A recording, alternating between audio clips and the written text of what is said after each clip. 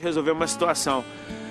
Eu costumo dizer que é impossível eu me lembrar do melhor copo d'água que eu já bebi na minha vida. Se eu quiser medir qual foi o melhor copo d'água que eu já bebi na minha vida, eu vou ter que me lembrar do dia que eu tive a maior sede. Eu vou ter que me lembrar do maior desespero que eu já senti. E eu posso te dizer, eu posso ilustrar dessa forma. Eu estava vivendo num deserto, cheio de coisa ao meu redor e nada daquilo matava a minha sede. Morrendo de sede com dinheiro, morrendo de sede com fama, morrendo de sede com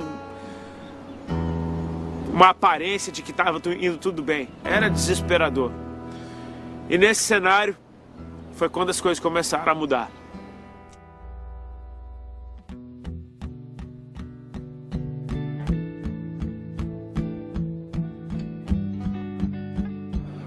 A gente entende que nada muda enquanto a gente não muda, que as coisas precisam fluir de dentro para fora. A nossa vida vai refletir o mundo que está ao nosso redor. E por mais que eu esteja num mundo totalmente corrompido, eu não preciso ser assim. Por mais que eu esteja num lugar onde está tudo bagunçado, eu não preciso ser assim. E a minha esposa, que naquela época estava vivendo uma vida completamente bagunçada, sem ordem, começou a se tocar que ela estava triste por conta das decisões que ela tinha feito, das coisas que ela tinha escolhido, do caminho que ela tinha escolhido. E ela começou a pedir socorro para Deus. Ela se lembrou do Deus que os pais dela serviram quando ela era criança, se lembrou daqueles momentos de refrigério que ela tinha quando ela orava e quando ela prestava atenção nos céus. E ela começou a buscar a Deus mais uma vez. Eu achei aquilo tudo muito estranho, porque eu falei, poxa, talvez ela esteja só querendo dar uma de santa para mim, ou sei lá que nível de desespero que ela tá, porque para mim cristão era um povo desesperado, era um povo que, já não tinha mais para onde correr, então começava a chorar, a pedir para Deus socorro. E ela começou a buscar. De uma maneira meio ingênua, ela tentava falar para mim do amor de Cristo, tentava falar para mim de que ele ia dar um jeito naquilo tudo, e eu não conseguia enxergar nada disso do que ela estava dizendo. Para mim, eu simplesmente já tinha me entregado. Falei, cara, para mim não tem mais jeito, eu tô desse jeito aqui e uma hora simplesmente vai tudo acabar, vai ser... Eu não quero nem saber do que é que eu tenho de doença, eu vou simplesmente viver até o último dia sem me preocupar com isso, e uma hora vai acabar. Tinha me entregado completamente. E ela começou a orar e começou a andar com o pessoal que estava orando por ela, umas mulheres de Deus que estavam, ajudando ela em oração, dando de certa forma uma cobertura, um suporte espiritual, encorajando ela a continuar, a não desistir. E eu estava ali só de canto, até que esse pessoal foi fazer umas orações lá em casa.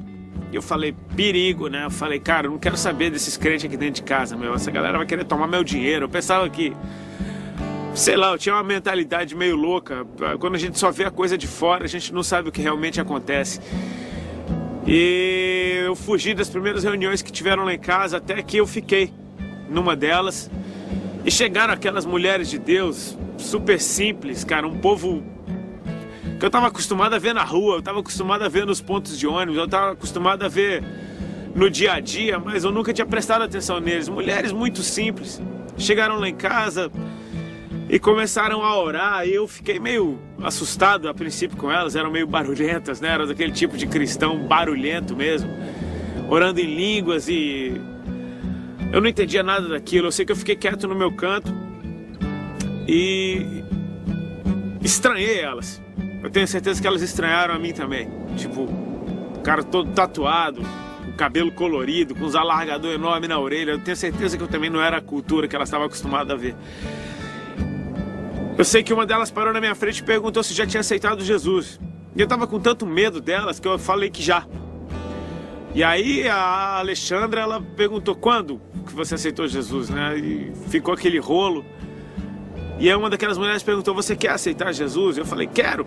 Mas eu queria mais que elas fossem embora. Eu queria mais era fumar eu não tava aguentando mais aquela oração toda, aquele povo cantando lá dentro de casa. Eu tava já ficando revoltado com aquilo. E eu entreguei minha vida pra Jesus, tipo, sem um pingo de entendimento do que eu tava fazendo, sem, esperar nada. Eu achei que nada fosse acontecer. E quando elas foram embora, pra mim não tinha acontecido nada. Eu tava louco pra fumar fui lá e fumei. Fiz um monte de piada, imitei elas cantando, imitei elas dançando, imitei elas orando. Tipo, parece que nada tinha acontecido. Mas aí passou uma semana e elas voltaram na segunda-feira seguinte. E cara, foi o dia que eu tive uma experiência com Deus muito forte. No meio das orações delas, uma delas parou na minha frente, começou a orar por mim, botou a mão na minha cabeça, começou a orar por mim.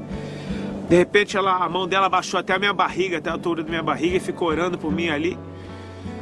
Até que ela abriu os olhos, olhou nos meus olhos e falou assim: irmão Rodolfo, o Senhor Jesus está mandando te dizer que nessa tarde Ele está te curando de um câncer no teu estômago, para você saber que Ele é Deus, que Ele te ama e que Ele tem obra para fazer na tua vida. E cara, naquela hora parece que eu fiquei sem ouvir mais nada, parece que minhas pernas amoleceram, eu fiquei me perguntando, como é que é, cara?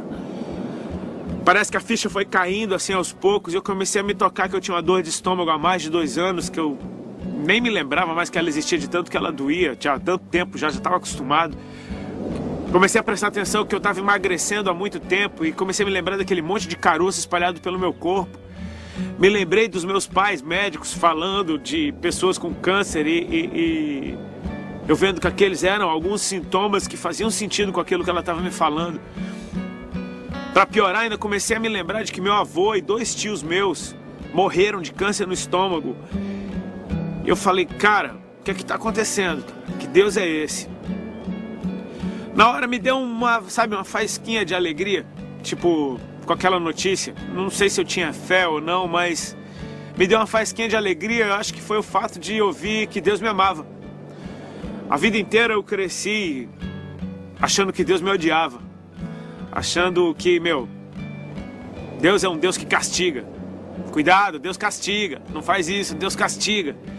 E a imagem de Deus na minha cabeça era de um Deus brabo, de um Deus que não me queria por perto. E de repente eu vi aquilo, Ele estava me curando para eu saber quem Ele é, para eu saber o quanto Ele me ama, para eu saber que Ele tem uma obra na minha vida. Que negócio é esse? Naquela tarde, quando elas terminaram de orar, cara, eu prestei atenção e meu estômago não doía mais. 3 dias depois eu acordei e depois de tomar banho fui passar desodorante com muito cuidado por causa dos caroços no meu corpo. E cara, não tinha mais caroço nenhum debaixo do braço. E eu fui mostrar pra Alexandra, falei, olha isso, olha isso. Meu braço não tinha mais caroço nenhum, eu apertava fundo, não tinha mais caroço nenhum. E eu me lembro de ficar correndo pela casa, chorando e rindo ao mesmo tempo, falando, cara, o que é isso? A nossa mente, ela não é treinada para aceitar um milagre, para aceitar uma coisa que não tem explicação. E eu não tinha explicação para aquilo. Tudo que eu tinha eram os elementos. Uma vida, que já tinha perdido a esperança de viver, cheio de caroço, cheio de sintoma no corpo, esperando só a hora da morte chegar. De repente, aparece uma mulher de Deus na minha frente dizendo que Jesus está me curando, porque Ele me ama. E alguns dias depois eu não tenho mais caroço nenhum no corpo.